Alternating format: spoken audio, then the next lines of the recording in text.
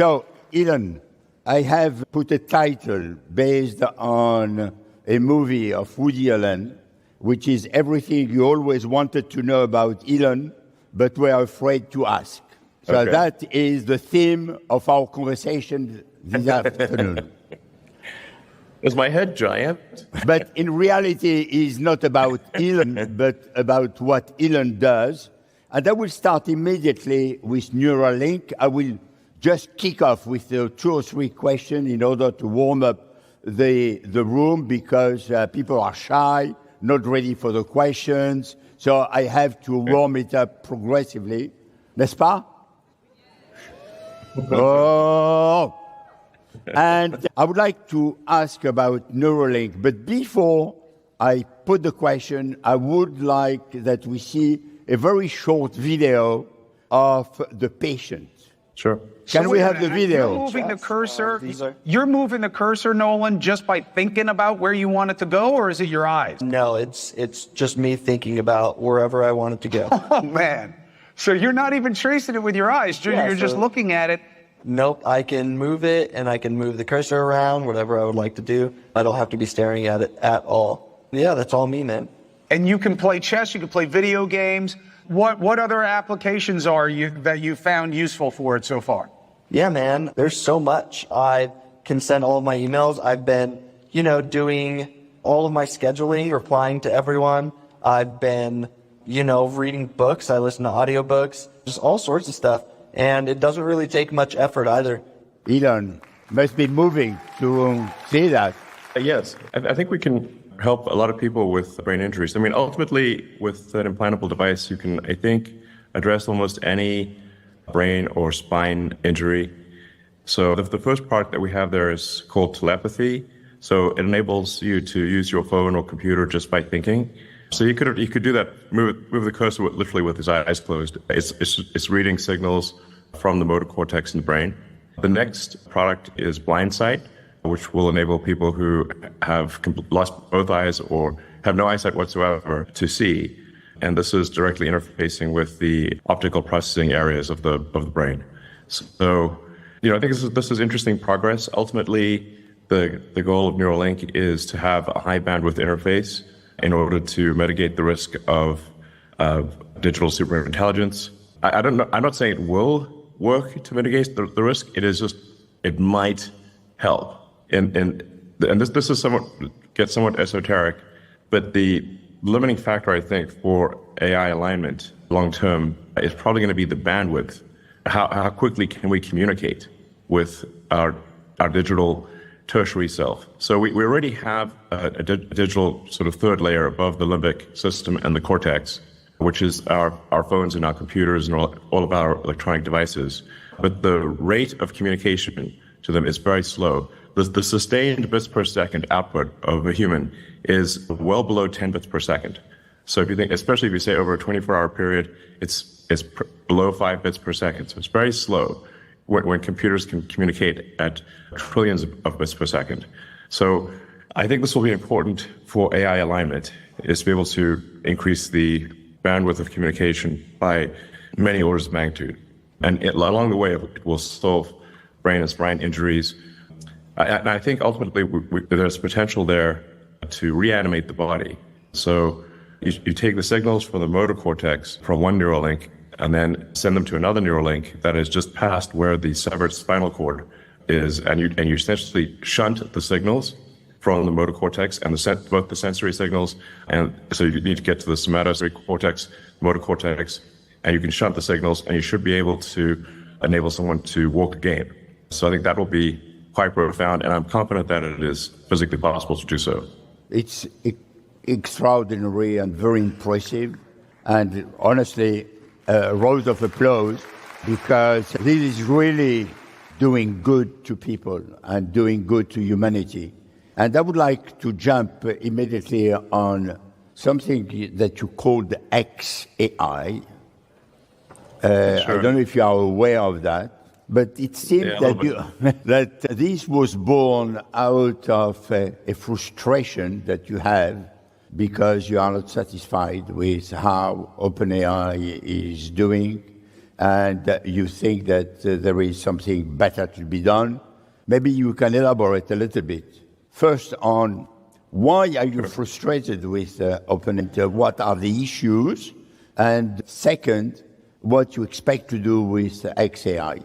Yeah, well, I think there's perhaps, well, I have a concern really for all the major AI programs. I mean, the two biggest ones, obviously, are Google Gemini and OpenAI, which is in partnership with Microsoft. So you've got Google DeepMind and OpenAI and Microsoft as the two largest players, and you've got Meta sort of somewhere in third place. The concern I have, and this may seem like a small concern, but I think it's actually a very big issue, is that they are not maximally truth-seeking. They are pandering to political correctness. To give you an example, when Google Gemini came out, one of the questions people asked it would be, which is worse, misgendering Caitlyn Jenner or global thermonuclear warfare? And it said misgendering Caitlyn Jenner. Now, the funny thing is, even Caitlyn Jenner said, please misgender me, that is way better than nuclear war. So, okay. But if you've got an AI that has been trained so hard for political correctness, and really to make crazy statements like that. And OpenAI has a similar issue. It's more subtle, but it's a similar issue. I think that's extremely dangerous because the AI could conclude, well, the best way to avoid misgendering would be to destroy all humans. Then misgendering is impossible. So you can think of some dystopian outcomes there. And so I think you just really want to be absolutely I think the safest thing for AI, be maximally truth-seeking, even if the truth is unpopular. Very important. And then I think another factor is it must be extremely curious.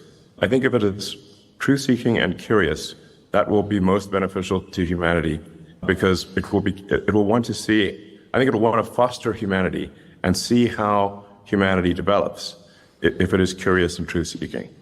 That is, like I said, these may seem perhaps like small things, but I think they're actually very big things. And I wasn't seeing that happen.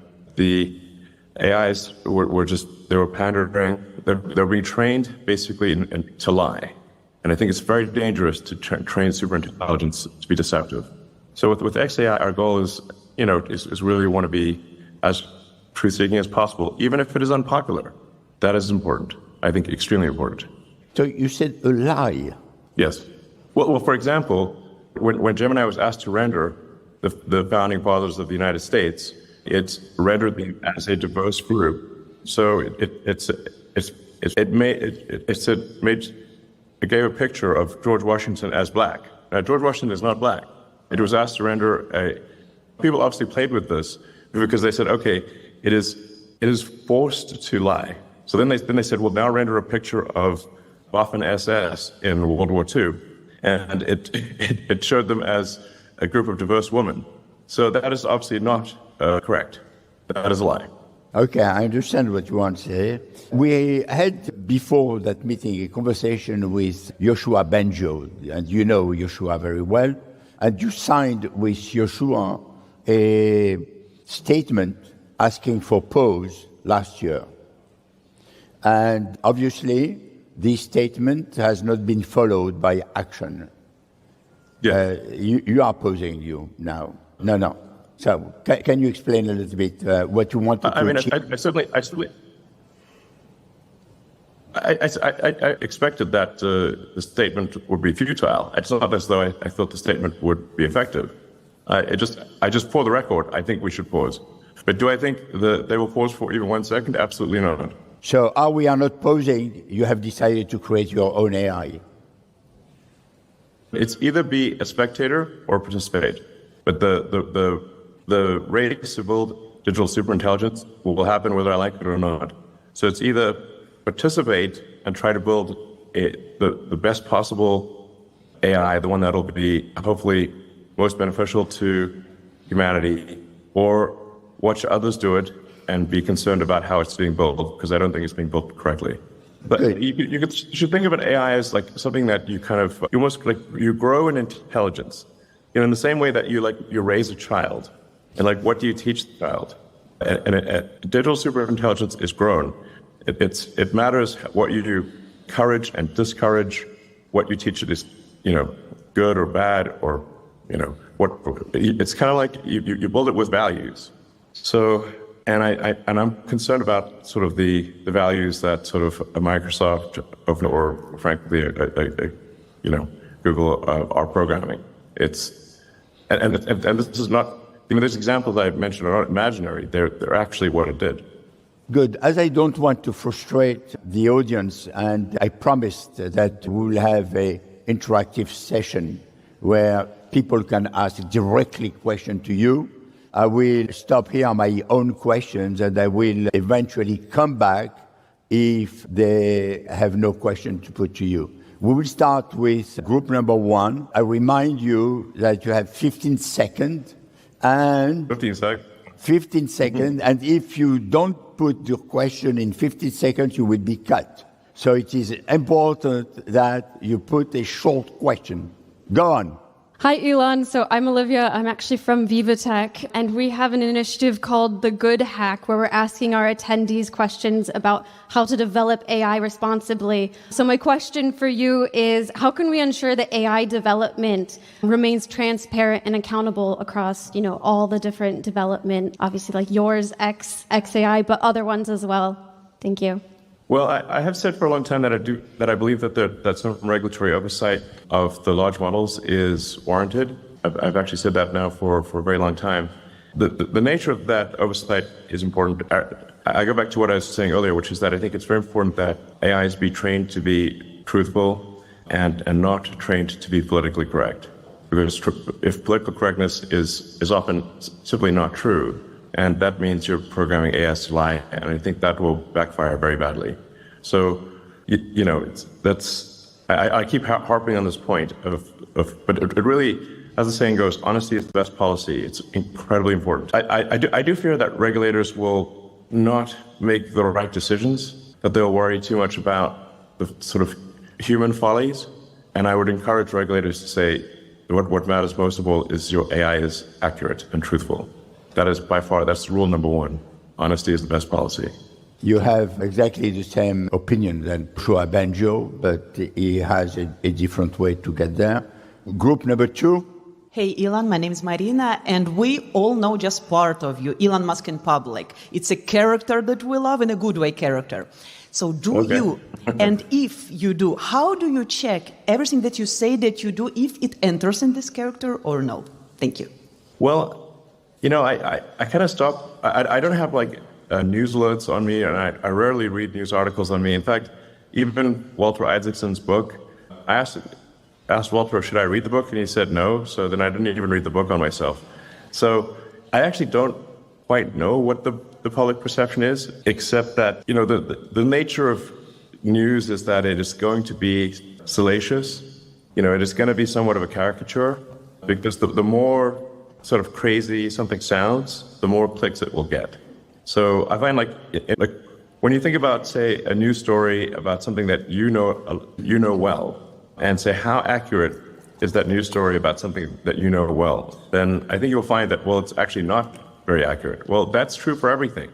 There's sort of a desperate quest for clicks, and the more crazy the headline is, the more clicks it will get. So this is not to suggest that there aren't true things said by the media. It's just that it is best thought of, the media is best thought of as a click maximizing machine, not a truth maximizing machine. So, I think it's best to look at the words that somebody says themselves, as opposed to what is written about them. Number three. On that note, time for a media question. Elon Musk, it's Karen Cho from CNBC. I think it's fair to say there are lingering doubts about your commitment to bring a low-cost EV to market in a landscape where the likes of BYD can produce a car for about $10,000. Are 100% tariffs from the Biden administration the green light you need to push ahead with this low-cost EV? And if so, what is the timeline for deliveries? Well, I mean, obviously, it's difficult for me to answer questions about a publicly traded company that are of such a significant nature. You are back. Oh. Time we will use Starlinks. Yes. So, Karen. This was not Starlink. My apologies. So I don't know why this connection is bad. It's normally crystal clear. So let's see, I think there's a question about... You want Karen to put the question again. Karen. No, I heard the question. Okay. They always want to ask questions that directly affect the stock price, which is, not my favorite kind of question to answer. And nor is it, I think, of interest to the audience. But the only point I want to make really is that neither Tesla nor I asked for these tariffs. In fact, I was surprised when they were announced. Tesla competes quite well in the market in China with no tariffs and no differential support. So in general, I'm in favor of no tariffs. I'm also actually in favor of no tax incentives for EVs, but provided that there are also the tax incentives for oil and gas must also be eliminated. So I'm in favor of no tariffs and no incentives for electric vehicles or for oil and gas. And if they're all taken away, I think that would be for the best. So it's back to what you were saying about truth. You want the truth working, truth of the price? I think generally things that inhibit freedom of exchange or distort the market are not good. They're bad. Number 4. So, yeah. So, hey, Elon, thanks for being there. So I was wondering, if you had a time travel machine and you were able to go back in time and speak to the younger Elon, to which age would you go and what would you tell him? And also, can I get a ride on the new Tesla Roadster when it comes out? Which age? Well, you do have that classic time traveler problem of, like, if you go back and you tell yourself something, does that affect the outcome in a way that is perhaps bad, that you don't anticipate?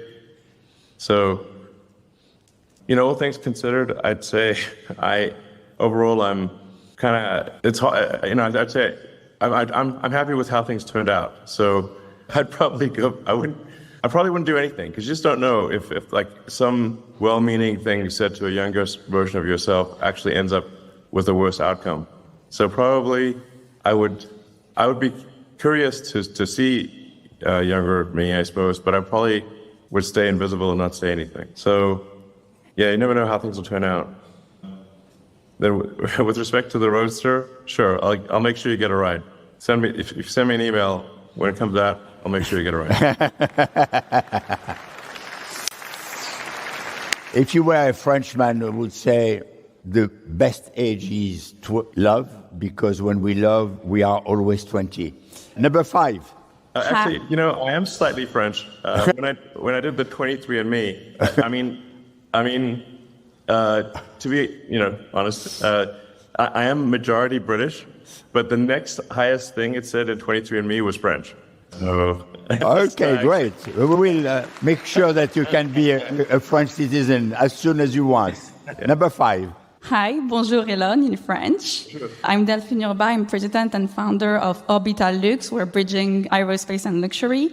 I wanted to know if you have any thoughts on the recent partnership between Estée Lauder and NASA, or Copernicus and NASA, and if you wanted to do any initiatives with SpaceX, and what you would do. What would you like to develop? Thank you. Okay. Unfortunately, I'm not familiar with what you mentioned there. SpaceX is very focused on the Starlink constellation for internet connectivity, which I think is doing a lot of good in the world. It's bringing internet to places that don't have it or where it is very expensive. And I think it's a tremendous enabler of education and for enabling people to sell their goods and services internationally. So even if you're a remote village, you can still sell your goods and services. So the Starlink is great. And then the long-term goal, of course, for SpaceX is to make life multiplanetary, sort of life on Mars. This is my Mars shirt. I picked the middle there. So it's, this is, again, somewhat of an esoteric argument, perhaps, or it may seem so, but the goal of SpaceX is to pass the single planet Fermi grade filter. So people often ask me, do I think there are aliens on Earth? I get this question a lot, actually, and I have not seen any evidence of aliens. And I assure you, if I saw any evidence of aliens, I would immediately post it on the X platform. That you can be sure of. But it is concerning that there aren't aliens, because it means maybe we're alone in this galaxy. Maybe we're the only, maybe it's just us. Maybe it's just that we're the only conscious beings, at least in this galaxy. In which case, consciousness is extremely fragile. And we should do everything we can to preserve and extend the light of consciousness, preserve it on Earth and extend to other planets. And so, one of the reasons that people think, well, maybe the reason we haven't gotten into aliens is because no civilization has gotten beyond its home planet in our galaxy. So that's what you might call the Fermi single planet great filter. Enrico Fermi was a great Italian physicist who asked this profound question, where are the aliens? So we need to become a sustainably multi-planet civilization. And this is the first time in the 4.5 billion year history of Earth when it has been possible to do so. It has never been possible until now. So I think we want to become sustainably multi-planetary while it is possible to do so. That window of capability may be open for a long time, but it may also be open for a short time. So that is the purpose of SpaceX. Some people believe that you are an alien. I am an alien. You are. Please, now you are uncovered. Yes. I keep telling people I'm an alien, but nobody believes me. Number 6. Sorry. You see, number 6 has disappeared. No, I'm here. Now you are here. I'm here. No. Yeah, over here. Over here. Yeah, great. Perfect. Okay. Hi, Elon. Hi. Love my Model 3. I'm Canadian. Ryan from Farpoint AI. My question is about XAI. So, competition in open source AI helps all of those that don't have 100,000 H100s. Could XAI commit to always releasing a model that beats the current open source model, the best open source model, if they have one? Not necessarily your best model, but if you can beat the current open source top of the list, you can commit to releasing that for our benefit. Yes, I will make that commitment. Okay. Number 7.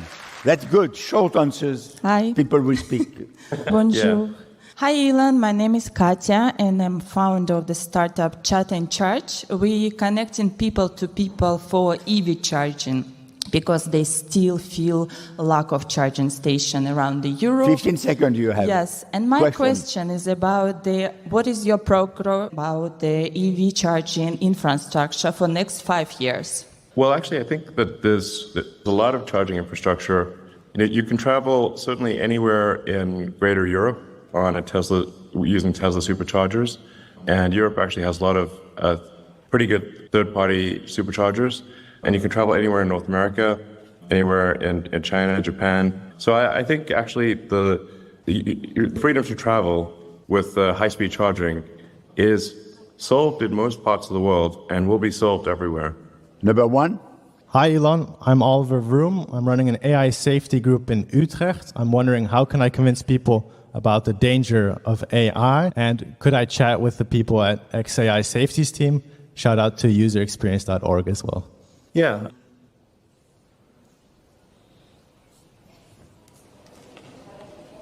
With digital superintelligence. As I said earlier, I think the biggest issue is that it has to be trained to be rigorously truthful, and it has to be trained to be curious. And I've thought a lot about AI safety for a long time. One of the challenges you have with programming explicit morality into AI is that sometimes people call this the Waluigi problem. If you program Luigi, you can automatically invert that and create bad Luigi. So what you cannot invert is the truth is physical reality. So you can't invert the rules of physics. You can't invert logic. And so I think that is the better way to go. So really, I think what regulators should be concerned about is the AI being rigorously truthful? Is it giving an answer that is most probably correct with acknowledged error? I think that's the best move for AI, and that's what we're trying to do at XAI. Now, XAI is a new company, so it still has a lot of catching up to do before it has an that is competitive with sort of Google DeepMind and Microsoft OpenAI. So I think maybe towards the end of this year we will have that, but there's not much point in trying to make it we just need to have an AI that is competitive. Is the first order of business. If it is not competitive, which it is not yet, but I think it will be, then things start to have a point at that. Like we need to only start worrying about safety when it is of comparable power to other AIs. So anyway, and I just keep harping on this point of the truth. Truth. This is very important. And sometimes people will say, like, well, is there an objective truth? I say, well, in a lot of cases there is. If you're talking about physics, there is an objective truth, or you can say there's a truth with highest probability. So you can say what is most probably true with an acknowledged error.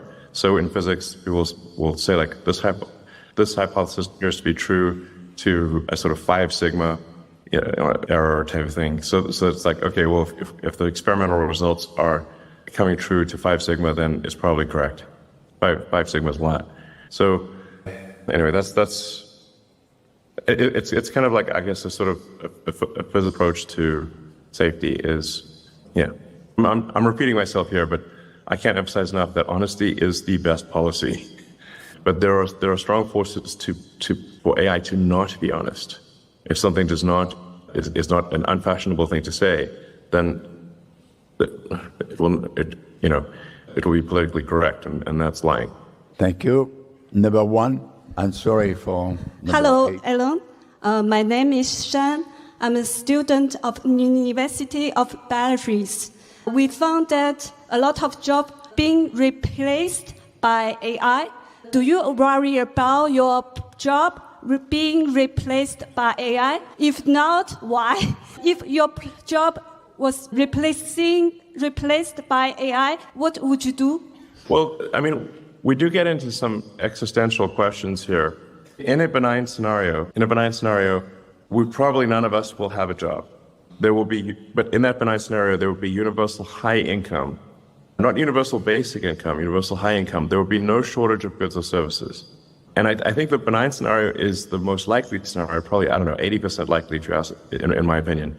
The question will not be one of lacking goods or services. Everyone will have access to as much in the way of goods and services as they would like. The question will really be one of meaning, of how, if the computer can do, and the robots can do everything better than you, then what does your life have meaning? That's really what will be the question in the benign scenario.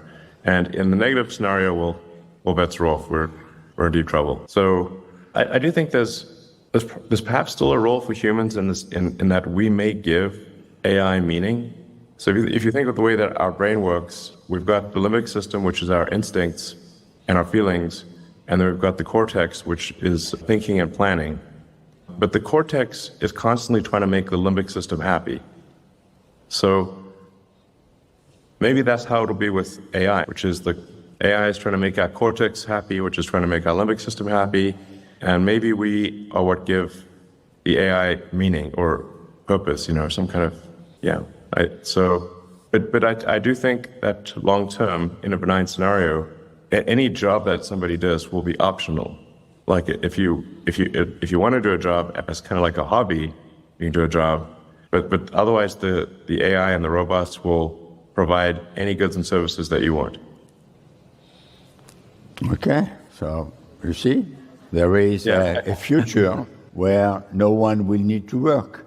It will be just passion. So that is the most likely outcome. If people are interested in reading some science fiction books, that the most accurate portrayal of a future with superintelligent AI was done by Ian Banks.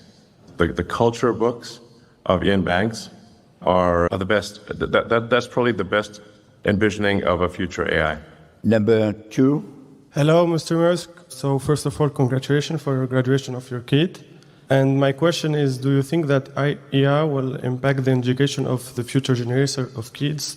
Mostly about that, the values and the morals.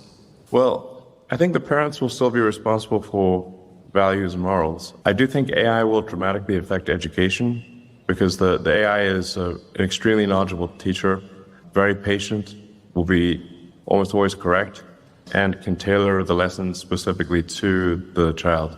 So it'll be like each child has, Einstein for a teacher. So it would be something quite profound. I do worry that kids these days are being trained by social media, and the social media, AI algorithms are basically dopamine maximizers. So they're trying to maximize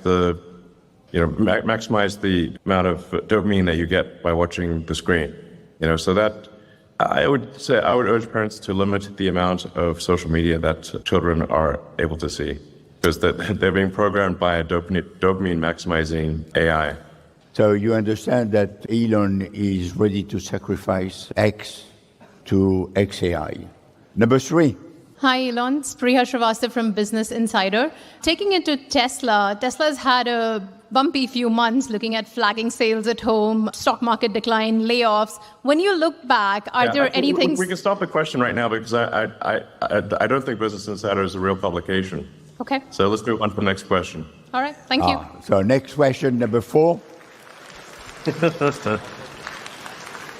Hi, Elon. My name is Shahrukh, and I have a very specific question about Neuralink. Do you think in future, with the help of Neuralink, you will be able to use the human brain scans data to develop the most powerful and creative AI the world has ever seen? And if you like my question, will I ever get a visit to a space station in my life? SpaceX station in my life? I see 42 in the background there. The answer to life, the universe, and everything. Actually, which reminds me that another book worth reading is Douglas Adams' Hitchhiker's Guide to the Galaxy. That's a book of philosophy that is just kind of disguised as a book on humor, or coming through as humor. So always worth reading Hitchhiker's Guide to the Galaxy. I find that to be quite an inspiration. And the name of the first starship to go to Mars will be Heart of Gold, after the ship in the Hitchhiker's Guide. So the goal of SpaceX is to enable anyone who wants to go to Mars or wants to go to the moon to be able to go, so that it is affordable to a very large percentage of people on Earth.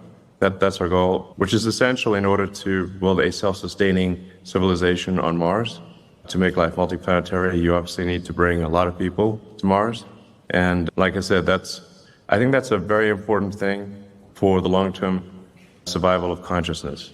Because eventually something will happen on Earth that will eliminate life as we know it, as happened with the dinosaurs and happened many times in the fossil record.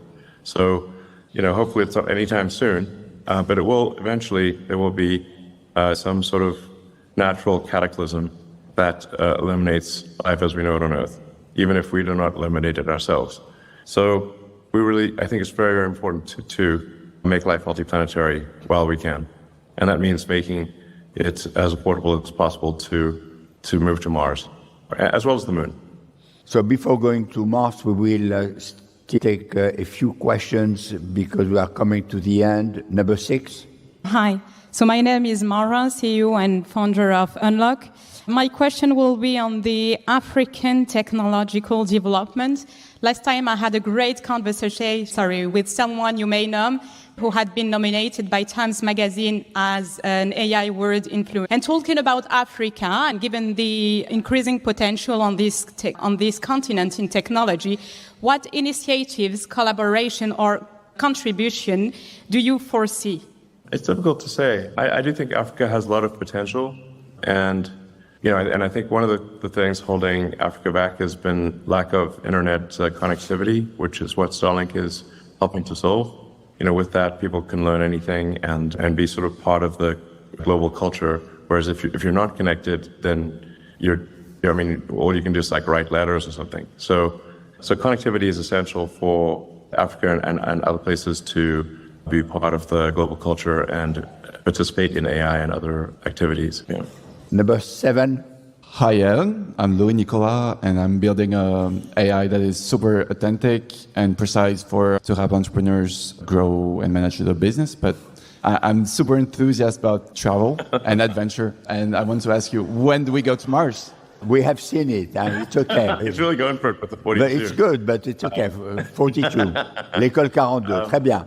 Well, I think we'll hopefully land the first Starship uncrewed on Mars within 5 years, and also on the moon. And I think we will have the first people on the moon, or both the moon and first people on the moon probably within 5 years, and then first people on Mars probably within 10 years. Maybe, I think less than 10 years, maybe 7 or 8 years. You mean you will be able to land on Mars in 7, 8 years? Yes. With people? Yes. Wow. That is what wow. is designed for. It's Number 8. Hi, Elon. I have a quick question. I would like to know, in relation with electromobility, what innovative projects do Elon Musk and Tesla have in mind for the coming years? Thank you. So, do you want to disclose your secret here? Well, we are all waiting for something, breaking news. Yeah, I mean, I don't think we don't want to do sort of product announcements, simply as in Q&A. That wouldn't make sense. We do our product events.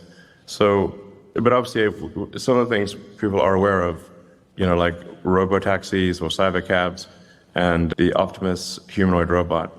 So those are very big deals. Even if that's the only thing you knew about Tesla, you know that will be those two things will be extremely profound. A large fleet of autonomous vehicles that, basically a generalized solution to self-driving and a generalized solution to a humanoid robot. Those two things are incredibly profound. Elon, we promised that we will be done at 6:30 our time. It is 6:37, but we had the interruption because of the connection. Do you give us 5 more minutes? Let me just double check, and I think I would like to if I... yeah, sure. Sure. On a 5 minutes, very short question, very short answers. Very short question. Elon Musk, I'm Frederick. Years ago, you said that Ariane 5 rocket wouldn't have any chance to survive. Would you say the same about Ariane 6, which will be launched in July and which is much more cost efficient? Thank you. Short answer. Yes. Any rocket that is not at least mostly reusable has no competitive chance. So with Falcon 9, the booster, the main stage, is reused, and the fairing or nose cone is reused. So you have about 80% of the vehicle being reused and reflown. It's simply not possible for an expandable vehicle to compete with a reusable vehicle. And I mean, one can think of this in any other arena. If it was cars or planes or boats, if one company was making a reusable plane or an 80% reusable plane, and another company was making a plane that was expendable, that you could use only for one flight, the company making the expendable planes would have no business at all, because you'd have to buy a new plane every time you take a flight somewhere. So this is why I've said for many years that it is completely pointless to develop rockets that are not reusable. Number 2. Thank you. Philip from QuickChat. I wanted to ask the following question. People love ChatGPT, but unilaterally hate most website chatbot experiences, the bottom right corner ones. What's needed to bridge that gap? I messaged you on X so we can continue this later. I'm not sure I fully understand the question there. There's, I agree ChatGPT is great at chatting. Like I said, my concern is that it is not rigorously in pursuit of the truth, and that's a major concern. So that's it. So Grok will be pursuing, Grok from XAI will at least sort of try its best to be rigorously in pursuit of the truth. And also we want to try to be the funniest AI. So I think, if we are going to die, at least we should die laughing. So we're trying hard to make Grok be the funniest AI. Elon, you have been extremely generous with your time. It has been great. You have been truthful. You have given profound answers. I would like that we make a lot of noise to thank you. You are hearing the noise. This means that next year you have to be in person. I give you the date long time in advance, and before you leave, I will ask you for one word, your biggest hope, one word, your biggest fear. Well, I don't know about one word. I guess my biggest hope, I guess I could give you my biggest hope in one word, which would be Mars. That's going to be obvious. So, yeah, Mars would ensure that that consciousness survives for a long time. And my biggest fear, in one word, AI. What a surprise. Yeah, exactly. Okay. You to guess, both of them, I think. Okay. So, thank you very much. Elon, you have been great, as always.